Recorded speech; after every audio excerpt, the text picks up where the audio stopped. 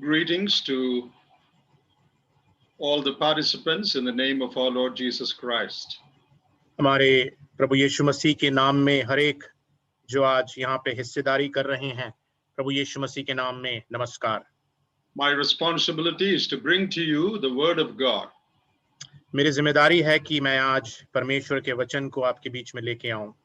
But I cannot do that without mentioning a few words about my long relationship with Shalom family. और मैं इसको बगैर हमारे जो एक लंबा संबंध रहा है भाई शालू के परिवार से, उसको बताए बगैर मैं वचन नहीं दे पाऊंगा। I came to Billai for the first time about 40 years ago करीबन 40 साल पहले मैं पहली बार भिलाई आया and stayed with Daddy and Mummy for a meeting when they were staying in sector, the steel plant quarters. और स्टील प्लांट के quarters में जब वो वहां रहते थे तो पिताजी और माताजी के साथ में मैं वहां रहा। Shalu and Moni were not there. They were away on their studies, so I did not meet them. शालू और मोनी वहां पे नहीं थे, अपने पढ़ाई के सिलसिले में गए हुए थे, तो उनसे मुलाकात नहीं हो पाई। So my first meeting was with Daddy and Mummy as I stayed with them for a couple of days. और चूंकि वहां पे मैं कुछ दिन रहा, मेरी पहली मुलाकात पिताजी और माताजी से हुई। And after that, I've been to Billai many times. और उसके बाद में भिलाई में कई दफा मेरा जाना हुआ। I remember the time when Robin was a newborn babe. I visited them and spent time with them and saw Robin in the hand of Lovely and Shalu. और मुझे वो दिन भी याद है जब रॉबिन पैदा हुआ था, एक छोटा बच्चा था और शालू और लवली के हाथों में उसे उठाया हुआ था, वो याद है मुझे। I was there for a convention and Brother Shalu had prepared his younger folks to sing beautiful Hindi songs in that convention. मुझे वो भी याद आ रहा है कि जब मैं कन्वेंशन में गया था एक बार वहां पे, और शालू ने अपने जवानों को अच्छे हिंदी गाना गाने के लिए तैयार किया था। And I was very much fascinated with one song, Ye Duniya Do Din Ka Mela. और मैं इस गीत से जो हिंदी में है, ये दुनिया दो दिन का मेला, इससे बहुत ज्यादा प्रभावित हुआ था। And I had a very intimate relationship with that family. और मेरा संबंध इस परिवार के साथ बड़ा ही घनिष्ठ था। And I visited them and stayed with them many times for youth camps and for many other meetings. Youth camp और बहुत सारी सेवकाई के संबंध में मैं उनसे मुलाकात की और उनके साथ रहा। And we shared the word together in many other places outside Billai. और भिलाई के बाहर मिलकर प्रभु के वचन की सेवकाई हमने की। And Shalu wanted me to officiate the wedding of both his sons. और शालू चाहते थे कि उनके दोनों बेटों की शादी को मैं संपन्न करूं। Considering the distance and the travel difficulties, I was a bit reluctant, but he insisted on it, and I had the privilege of doing it.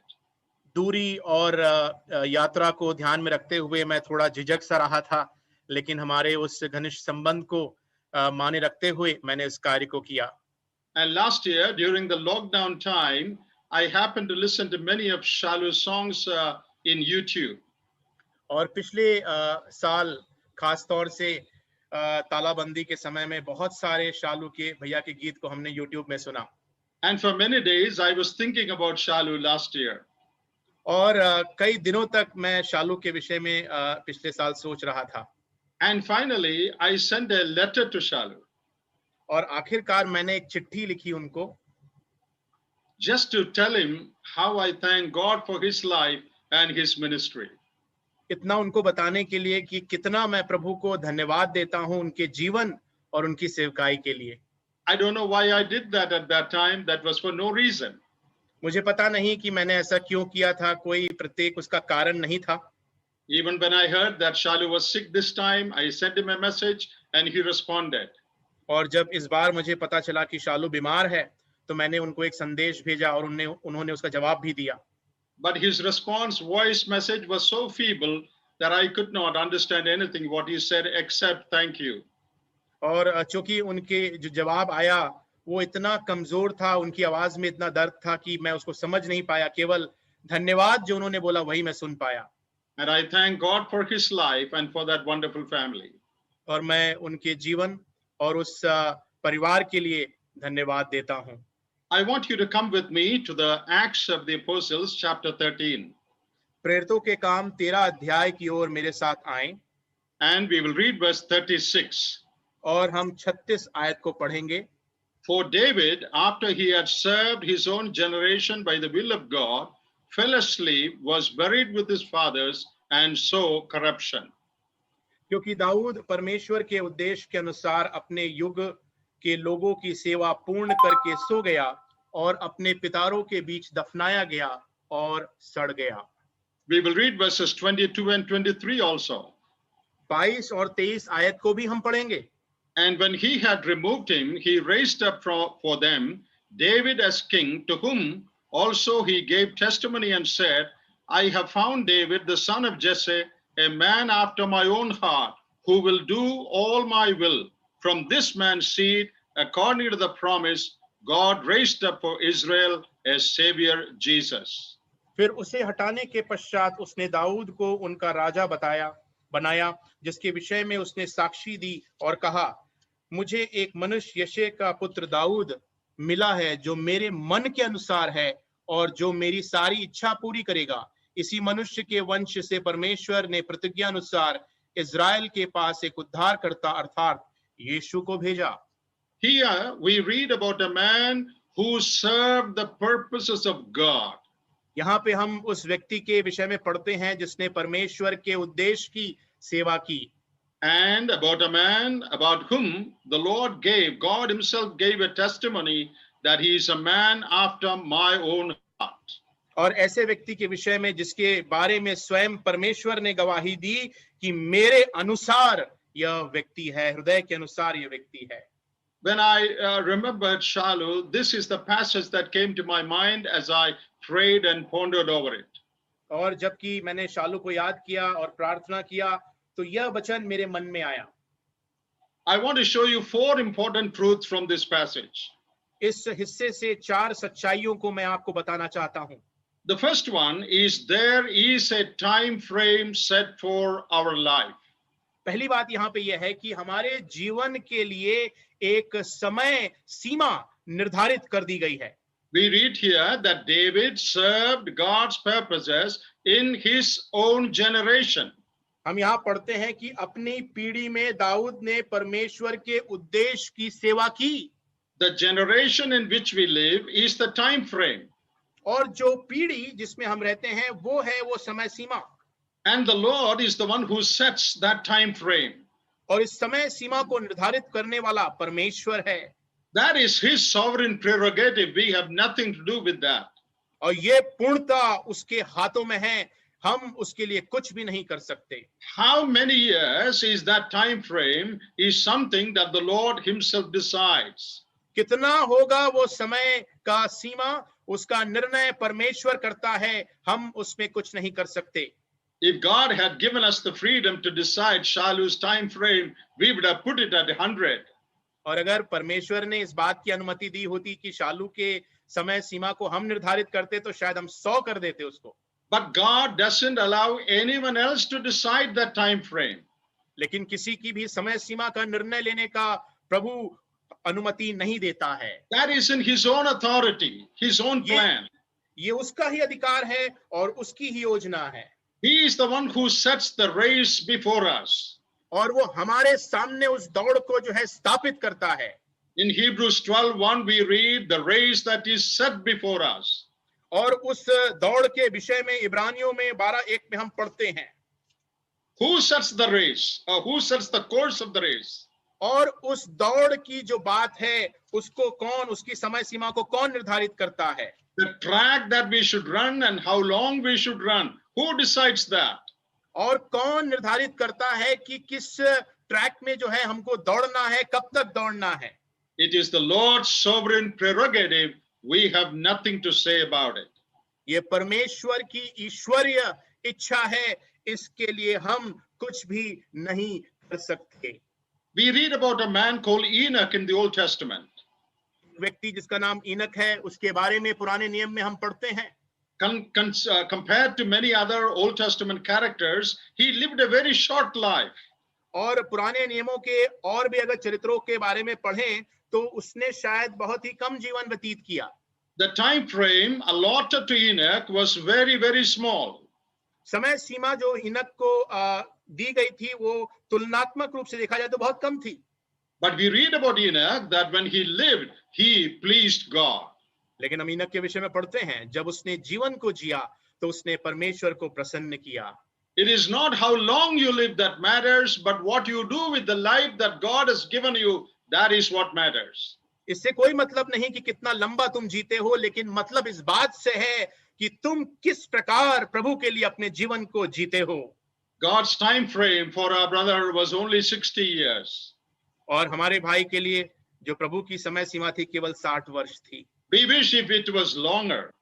हम ऐसा सोचते हैं शायद वो लंबा होता, But that is not in our power. That's not our department. लेकिन वो हमारे हिस्से में नहीं है, हमारे हाथों में नहीं है। So the best thing for all of us to do is to yield to God's plan. इसलिए श्रेष्ठ हम सब के लिए यही होगा कि हम सब जो हैं परमेश्वर की योजना है उसमें अपने आप को दे दें, Without any complaint or murmuring or questioning God, why God took him at such an early age. बिना किसी शिकायत के, बिना किसी बुड़बड़ाहट के, परमेश्वर के विरुद्ध बिना कोई बात कहते हुए कि क्यों इतनी जल्दी उनको आपने ले लिया। There is a place called Malavalli in Karnataka. Karnataka में एक जगह का नाम है मलवल्ली, There is a boys' home there. और वहां पे लड़कों के लिए एक घर है। Right in front of that boys' home, there is a piece of stone on which something is written about the first missionary who came and worked there. और उनके घर के सामने एक पत्थर है, उस पत्थर पे उस सेवक के विषय में लिखा है जो सर्वप्रथम वहां पे सेवा करने आया था। I forget his name, मैं उनके नाम को याद नहीं कर पा रहा हूं, but this is what is written there. और वहां पे ऐसा लिखा हुआ था, So and so bore the yoke of Christ and did his will and died at the age of 27. फलाने फलाने ने परमेश्वर के उस बोझ को अपने ऊपर उठा लिया और इस उम्र में इस दिन वो मर गया। 27 or 37. 27 या 37। That man, he lived only a very short life. उस व्यक्ति ने एक बहुत ही छोटा समय बिताया जीवन का, But his ministry continues even today. लेकिन उसकी सेवकाई आज भी जारी है। Shalu also bore the yoke of Christ and did his will and died at this young age. और उस जो है उस कवर को, उस जोड़े को जो है शालू भैया ने उठाया अपने जीवन में और इस उम्र में उनकी मृत्यु हो गई। What shall we say about it? हम इसके विषय में क्या कहें? Nothing. कुछ भी नहीं, Because he is the one who sets the time frame. क्योंकि वही है जो समय को निर्धारित करता है। David, in his generation, he served the purposes of God. Dawood ने अपने उस समय में जो है परमेश्वर के उस उद्देश्य को पूर्ण किया। That is a wonderful testimony that we can say about our brother Shalu also. हमारे भाई शालू के विषय में भी इस खूबसूरत गवाही को हम दे सकते हैं।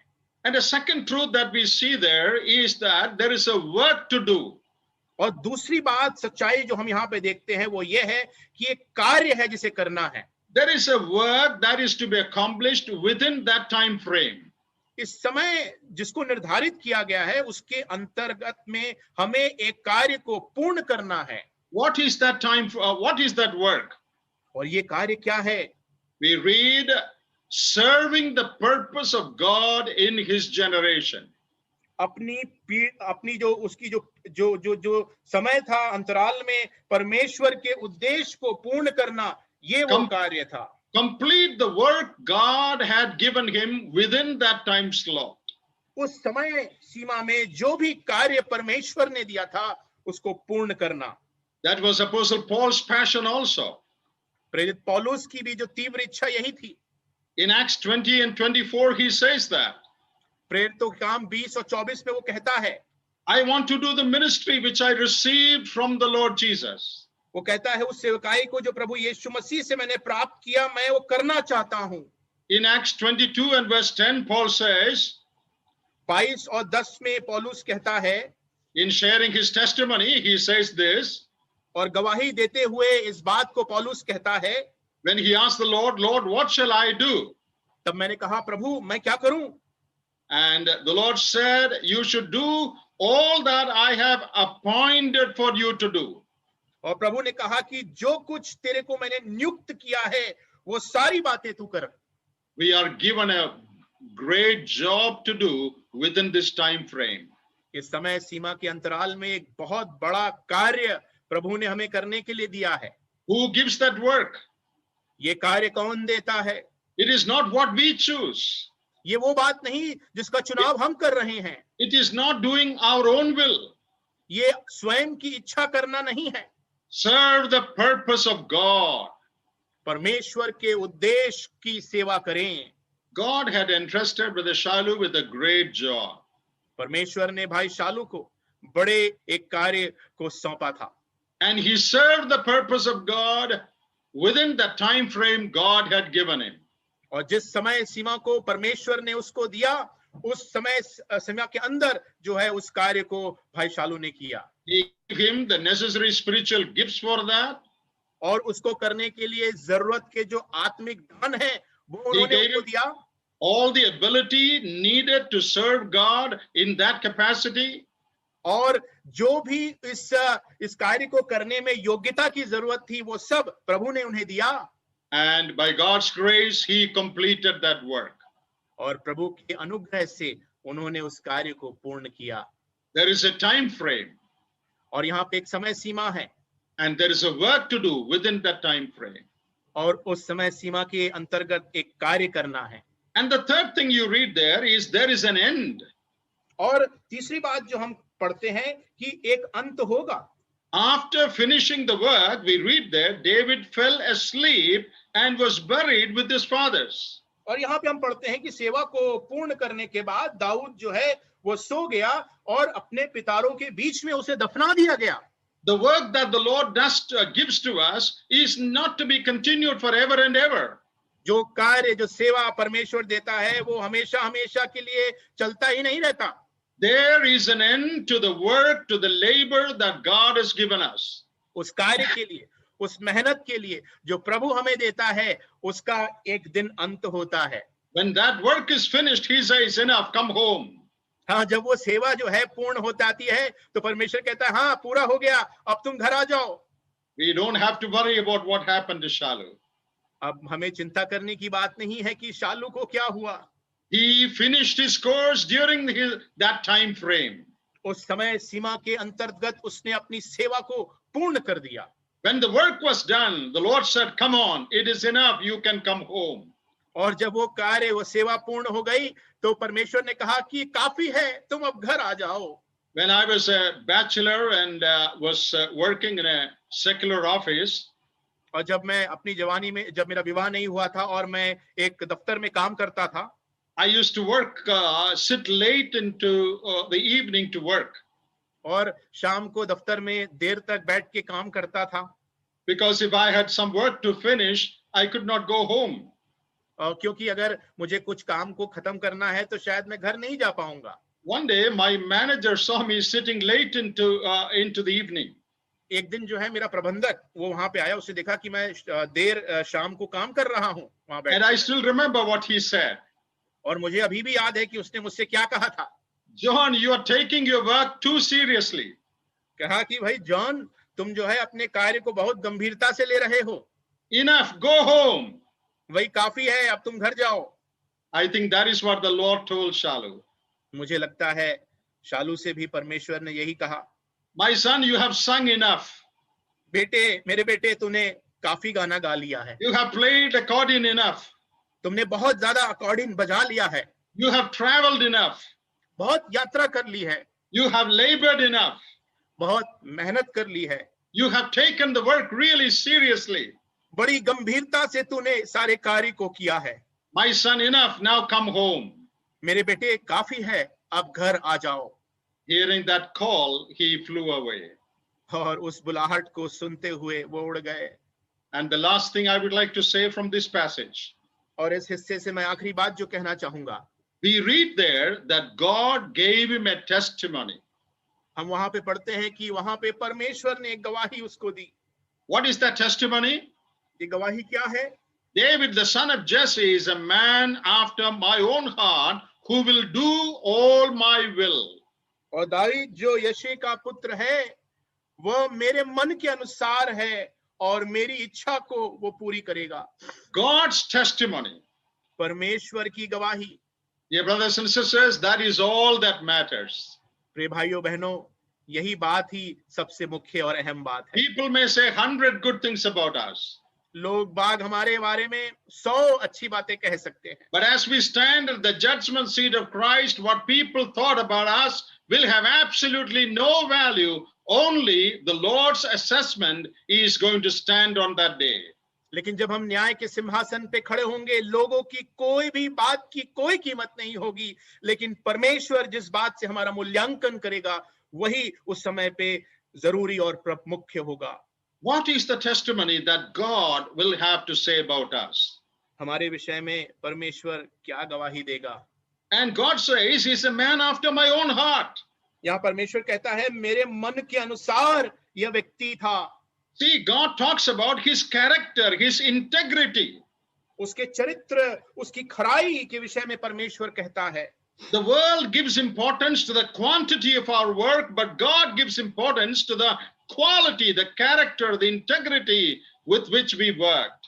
और संसार जो है हमारे काम के गिनती पे ध्यान देता, कितना काम किया, लेकिन परमेश्वर जो है उसके गुण, उसकी खराई और कितने अच्छे से किया उस बात पे ध्यान देता है. And look at God's confidence about David. He will do all my will. और यहाँ पे परमेश्वर की जो भरोसा है दाऊद के ऊपर, वो देखिए, वो कहता है वो मेरी इच्छाओं को पूरी करेगा. Will the Lord be able to say that about us? क्या परमेश्वर हमारे बारे में ऐसा कह पाएगा? Here is a man who has my character. यहाँ पे वो व्यक्ति खड़ा है जिसके पास मेरा चरित्र है. A man whom I can trust to do all my will. और एक ऐसा व्यक्ति जिस पे मैं भरोसा कर सकता हूँ जो मेरे सारी इच्छा को पूर्ण करेगा. I think Shalu was a man like that. मैं ऐसा सोचता हूँ कि शालू ऐसा ही एक व्यक्ति था. Let me conclude by giving you these 4 points. इन 4 बिंदुओं को देते हुए मैं समापन करूं. There is a time frame. एक समय निर्धारित है. There is a work that we are supposed to do. एक सेवा हमें करना है. There is an end to that labor. उस मेहनत